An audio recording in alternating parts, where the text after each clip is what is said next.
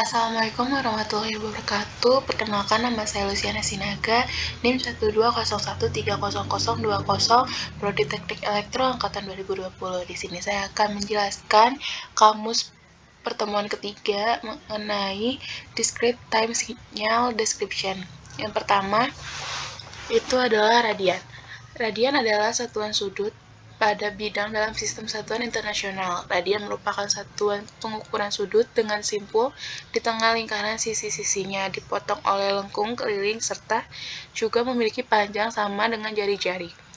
Radian pertama kali disusun oleh matematikawan Inggris yaitu Roger Chotes pada tahun 1714. Meskipun ia tidak menyebutkan nama satuan pengukuran ini, tetapi kata radian pertama kali muncul di media cetak pada tahun 1873. Radian dianggap satuan tambahan dalam sistem satuan internasional atau SI pada tahun 1995.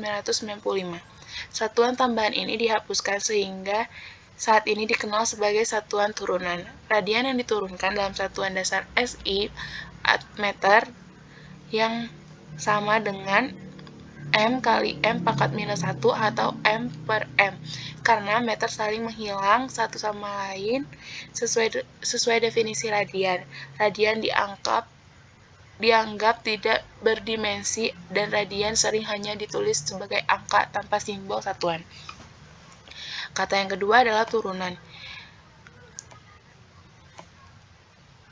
Turunan disebut sebagai diferensial dalam proses dalam menentukan turunan suatu fungsi disebut sebagai diferensiasi. Turunan merupakan suatu perhitungan terhadap perubahan nilai fungsi karena perubahan nilai input atau variabel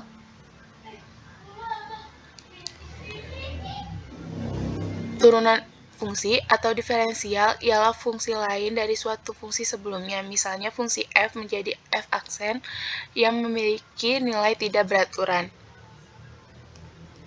Konsep turunan sebagai bagian utama dari kalkulus dipikirkan pada saat yang bersamaan oleh seorang ilmuwan ahli matematika dan fisika berkebangsaan Inggris yaitu Sir Isaac Newton pada tahun 1642 sampai 1727 dan ahli matematika bangsa Jerman Gottfried Wilhelm Leibniz pada tahun 1646 sampai 1716. Turunan atau diferensial digunakan sebagai suatu alat untuk menyelesaikan berbagai masalah-masalah di dalam berbagai bidang keilmuan, seperti bidang biologi, fisika, kimia, geografi, dan sosiologi. Penerapan turunan ialah digunakan untuk menyelesaikan permasalahan maksimum minimum dan digunakan untuk menentukan interval di mana suatu fungsi naik atau turun.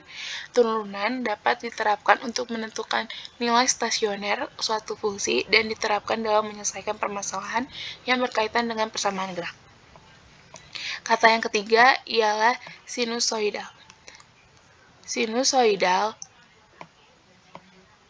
atau gelombang sinus adalah fungsi matematika yang berbentuk osilasi halus berulang.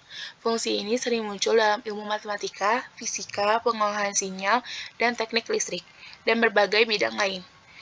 Gelombang sinus sangat penting bagi bidang fisika karena gelombang ini mempertahankan bentuknya ketika ditambahkan kepada gelombang sinus berfrekuensi sama yang lain walaupun fasenya berbeda.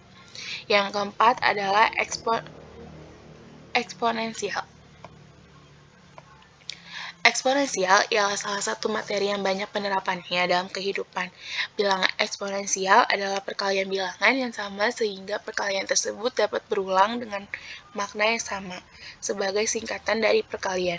Jika A bilangan real dan X bilangan bulat positif, bilangan eksponen adalah bentuk angka yang bersifat perkalian dengan angka yang sama, kemudian angka tersebut dapat diulang dengan makna yang sama sebagai singkatan dari perkalian. Eksponensial juga sering digunakan dari berbagai bidang ekonomi, biologi, kimia, dan matematika. Yang terakhir adalah sampling. Sampling merupakan teknik yang dilakukan untuk menentukan sampel. Jadi, dalam sebuah penelitian yang baik harus memperhatikan dan menggunakan sebuah teknik dalam menetapkan sampel yang akan diambil sebagai subjek penelitian. Teknik pengambilan sampel menurut Margono tahun 2004, teknik sampling ialah cara untuk menentukan sampel yang jumlahnya sesuai dengan ukuran sampel yang akan dijadikan sumber data sebenarnya, dengan memperhatikan sifat-sifat dan penyebaran populasi agar diperoleh sampel yang representatif. Adapun hal-hal yang harus diperhatikan dalam menentukan sampel ialah yang pertama, menentukan populasi, yang kedua memilih sampel yang representatif, yang ketiga menentukan jumlah sampel yang memadai, yang keempat adalah mencari data akurat unit populasi. Teknik sampling berdasarkan adanya randomisasi, yakni pengambilan subjek secara acak dari kumpulannya, dapat dikelompokkan menjadi dua, diantaranya sampling non-probabilitas dan sampling probabilitas. Probability sampling adalah salah satu teknik pengambilan sampel yang memberikan peluang yang sama bagi setiap unsur atau anggota populasi yang untuk dipilih menjadi anggota sampel. Maka pengambilan sampel secara acak atau random dari populasi yang ada. Non-probability sampling adalah salah satu teknik pengambilan sampel yang tidak memberi peluang atau kesempatan yang sama bagi setiap unsur atau anggota populasi untuk dipilih menjadi sampel.